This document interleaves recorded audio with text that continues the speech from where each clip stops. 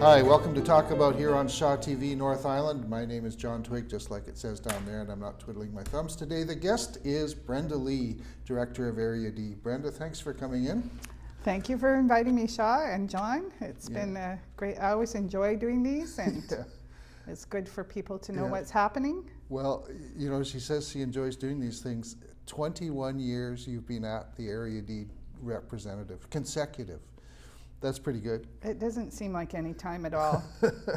Seems like yesterday. Now, I think Jerry Fernie was the consecutive mayor for 500 years or something, but you must be getting close to a record. Not really. No, There's quite a few people that have served more than 2 decades that I know. Yeah. Jim Abram has served 23 That's now, right. I think. Yeah, that's good. Well, there's no shortage of issues in Area D, and it's basically the area that surrounds Campbell River proper. It goes all the way out to the Strathcona Lodge. Does it go Beyond. north? And does it go to Strathcona Park. Yeah, and Browns Bay, does it go to Browns Bay? No, that's Sayward, but it goes all the way past Strathcona Lodge, includes the Nystar mines on at Myra Creek, Strathcona Park itself, and everything down to Campbell River and behind Campbell River to Oyster River. Yeah, and you're, I know, also on the Oyster River Black Creek Water System Board, is that right? I'm the chair of the Black Creek Oyster Bay Water Committee on the Comox Valley Board. Yeah, so that's a huge territory. Yeah, it's pretty big. Yeah. Now, there's lots of water issues in Area D, as there are right now in a way in Campbell River. Fortunately, we have a good supply, but the treatment center is limited. That's why we have water restrictions a bit. And of course, we have to watch the snowpack as well.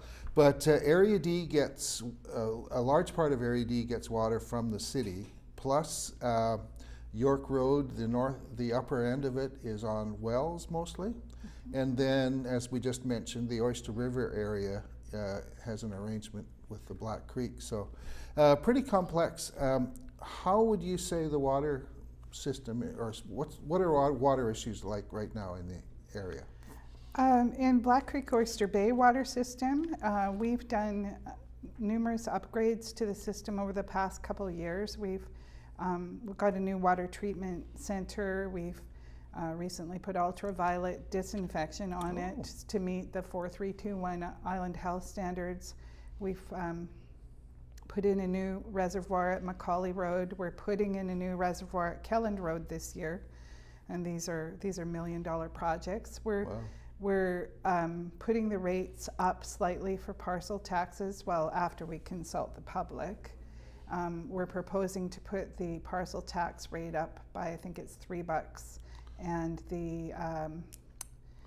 and the taxes as well for Black Creek Oyster Bay, to put some reserves aside for pipe replacement in the future for future expenditure. And so that system is being run very well, and it's top quality water in Black Creek Oyster Bay. And there's lots of it? That's one issue that, we have the reservoirs. They're good for 3 days supply. Okay. So if we don't have snowpack, we're going to have to go to Comox Valley has gone to stage 2 restrictions as of June 1st, and the northern part of Area D will go to stage 2 restrictions by the end of the first week of June. That's the one that gets the water from the city? Yeah. Okay, and then York Road is an issue because I guess there's some people worried the wells are going to go dry? Every year people get dry wells. They buy in water. There's big tankers along the highway that sell drinking water. Yeah. Anyway, kudos. You got the water issues well in hand. Thank you. Now, the development. I was driving around yesterday taking some photos, and we're going to show some of those, I think, coming up. But I noticed that there's a surprising amount of development in Area D, new housing in particular. I don't think there's so much commercial. What's happening there? Well, Area D is a very desirable place to live. We have the beautiful white sandy Stories Beach that's very accessible. We have beautiful parks. People like the rural atmosphere. They quite often want 5 acres or so for horses and hobby farms, and so there's a lot of demand in Area D, and we're getting record level building permit applications for some very big investments in Area D as far as housing goes. Yeah. So I've noticed, and I used to live in Area D, that there used to be a feature where you'd have a small house on a large lot. I think some people are buying those properties, taking down the old small house and putting up nice new big ones. yeah. Yeah, so. Now, how are real estate sales moving? As far as I know, you can't buy a house easily in Area D unless you're quick. Yeah, There's a lot that comes up for sale, and it flips really quick. yeah, so it's doing good. Now, we'll jump to parks, and there's, I guess, I can think of 4 parks: Maple Park, Hagel Park, Oyster Bay Park, and Oyster River Park. Now, I don't know much about Oyster River things happening right now, but I know there's stuff going on, particularly at Maple. There's a community garden going in. Tell us about that. Maple Community Gardens is under development right now, nearly finished. We're having a grand opening ribbon cutting on June the 5th at 2 o'clock at the park, and we have garden beds still available to people. This year they're free. Wow. And there's 15 by 5 foot garden beds and 20 by 10 foot. Oh, those are big. And How I many think roughly, we've only got about 4 left, Okay. but the big ones, some people might want to split them in half and share them because they're quite big. Yeah. So we might have more available for people, and we're allowing them to be free this year because we're a little late past the long weekend in May getting everything built and getting it Yeah. in. So the growing season's a little compromised for people this year. I'm involved with the Campbellton Community Garden, which is being built, and we're behind that, but we're just getting the wood. But we've got 18 plots of 4 by 20 feet, and I don't know how many are spoken for yet, but we're going to have to charge something like $45 each because the CNA has to get the insurance. But you're going to quite a bit larger beds, it looks like there. Yeah. There's a mix, big ones, little ones. Yeah, well, we'll see how it works out. That used to be a school site, by the way, and also while I was down there, I got a neat shot of an eagle in a tree. Actually, I got 2, and it looks like it has a nest there. Did you know there's an eagle's nest there? Yep. Yeah. Yeah, there is one. Yeah, it's beautiful. Towards the highway. Yeah. Now, Hagel Park, probably it's one of the Greater Campbell River area's best kept secrets. Beautiful large park off of York Road. Hard to find. You have to go round the back and curl back to find it. But when I was there, there was nobody there. But it was midweek, of course, and midday. But you got stuff happening there too. Yes, we're installing, by the end of June, there'll be exercise equipment installed Oh, that's what that is. next to the swing sets. Yeah. And so people be able to go there and exercise different muscles other than just walking around the park. They'll be able to use pulleys and Excellent. and various exercise equipment outdoors. So Yeah. and that was funded by a grant from Island Health. You just read my mind. I was going to say, who paid for that? Yeah, so $37,500 Oh. from Island Health for the equipment. So we have got the cement pad poured for them, and Yeah. we're waiting for the equipment to go onto it. Yeah. And there's also it's a funny issue. Somebody monkeyed with the water and they had to shut it off.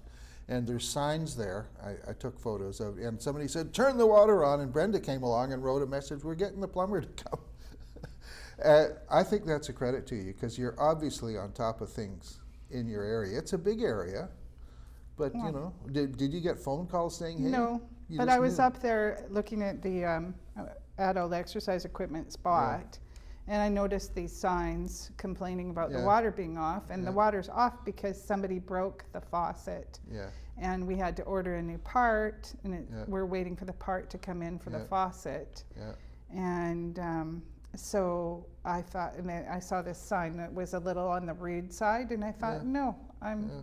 I went home and got a bucket and washed the sign off and put my own sign up. And this is why she gets reelected. She put her phone number up too. Haven't had any calls about it since I Yeah. put that up there. Yeah.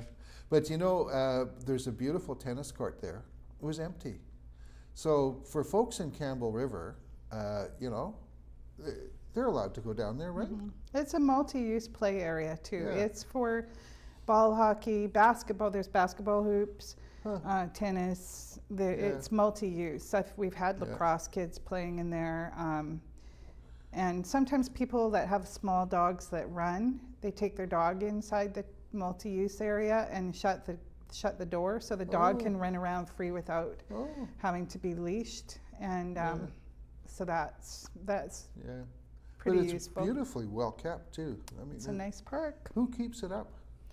We contract a group from Black Creek that Oh. do the upkeep of it. Yeah, that's But good. it is a really, and the Hagel Park Society actually, Sue Schwartz was president of the Hagel Park Society for many years. The Hagel Park Society developed and built that park, and it was a donation from, the land was donated by Jim Hagel. Huh. And they did a wonderful job, and they only disbanded a couple years ago after their kids had grown up and left home, and they felt they'd done it long enough, the regional district could take over with contractors. Yeah. And so, you know, all the credit for that park goes to the Hagel Park Society for what they did, Yeah. because it was amazing what they did. Yeah, and there's lots of parking too. And when I was there was nobody there but two robins on a park bench, campsite. Is there any news out of Oyster River? Oyster No, River Park? the Oyster River Trails, well, we're talking to the owner out there, and more than that I can't say Uh-huh. about the trail, but regional district would really like to have a long-term lease on that trail so we can keep it Yeah. in top shape and Yeah, maintain it for Yeah. the public, and maybe get winter access built across the slough so yeah, that people can use the winter access. yeah. And parking is an issue along Salmon Point Road, so we'd like to get a little Yeah. bit more parking at that end, but Yeah. in good time. We've Yeah. got the money, we just don't have the Yeah. time to devote to every project, because we have Yeah. a small staff at regional. I'd like to get to SRD money, but before we go, are there any other parks issues, like maybe out at Strathcona or something that you want to mention? Most of the parks, I was at, this is Area D only, in that the Oyster River Enhancement Society were involved. But Oyster River Enhancement Society operate out of Bear Creek Nature Park, just at the end of Macaulay. Okay. And I was there about 3 weeks ago to witness about 200 elementary kids putting coho fry into the wetlands, and then we were capturing smolts in a channel, and I got involved in that. I was on a chain gang lifting smolts out of the channel Nice. up into a truck, and then the truck took about 4 truckloads of smolts over to different parts of the river and released them, so that they're stocking that river all the time with fish. Yeah. And it was really great. I mean, I love those groups in the community that just pitch in and Yeah. work so hard, and they're really doing great work at the Oyster River Enhancement Society, and a lot of people from Yeah. north of the Oyster do Yeah. belong to that, so it's really I'm going to put my great. journalist hat on for a moment and say we need more volunteers to bash Broom in Area D, though. You really, especially on Oyster Bay frontage there. There's a lot of broom, both sides of Well- the road. Is that provincial? Well, we do take care of our parks.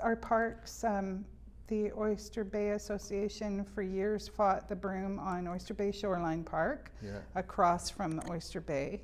But if the broom or any invasive is growing on private property Yeah. or on highway frontage, the property owners should look after it. Yeah. And in my opinion, Highways needs to look after the highway frontage at Oyster Bay. Yeah.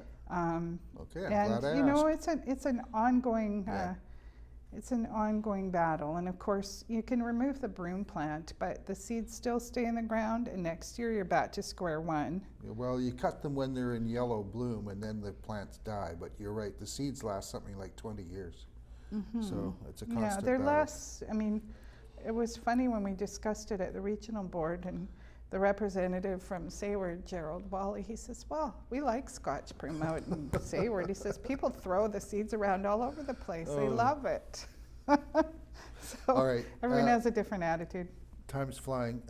Money. The Strathcona Regional District, just a few weeks ago actually, put their financial statements out, and the headline in the Mirror, May 22, Regional District gets glowing audit.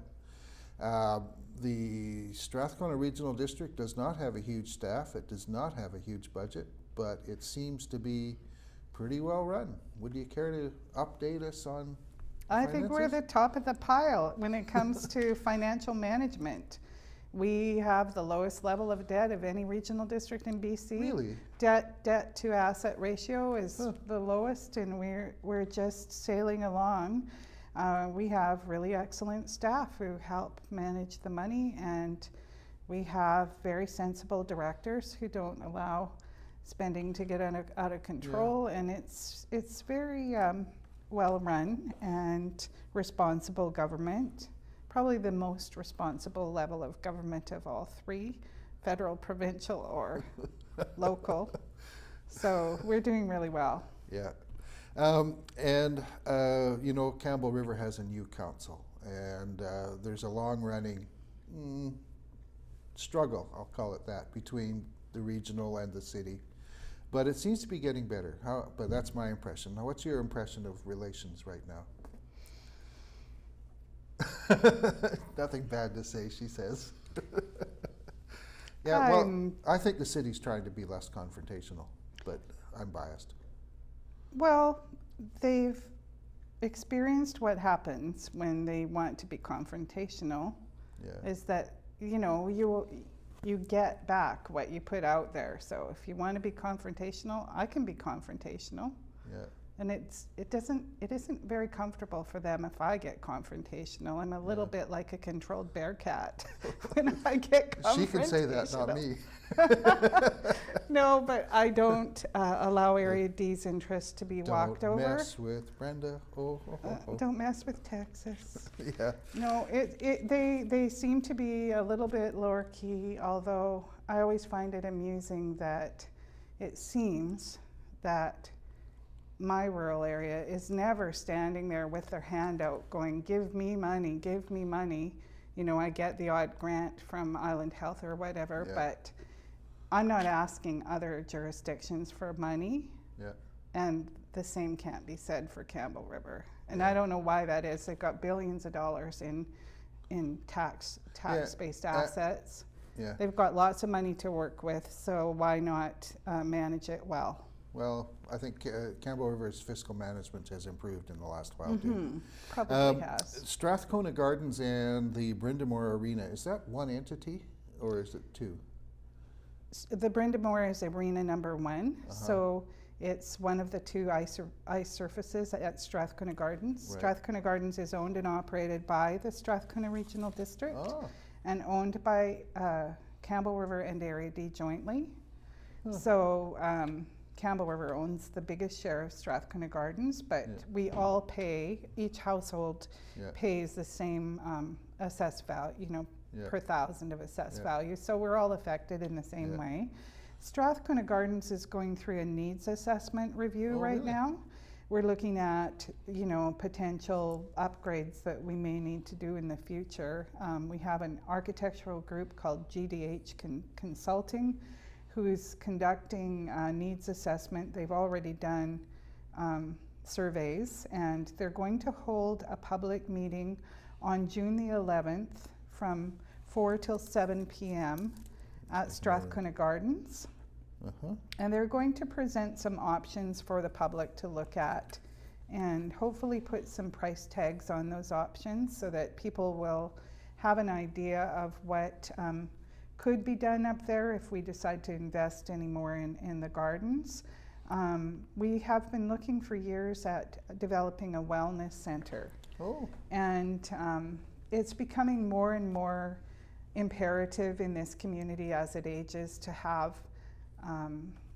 rehabilitative services for people who are aging or who've had accidents or need rehabilitation. And So we actually make quite a bit of money, quite a bit of revenue from our rehab services. Oh, So we're looking at developing a wellness center, and we're also looking at, this is one of the favorites of the hockey fans out there, wanting more seating for Arena 1 so that they can upgrade the Storm team to an Yeah. A-level team. Junior A instead of Junior B. Yeah, they've wanted to do that for Yeah. a long time. So we're looking at the potential for seating Yeah.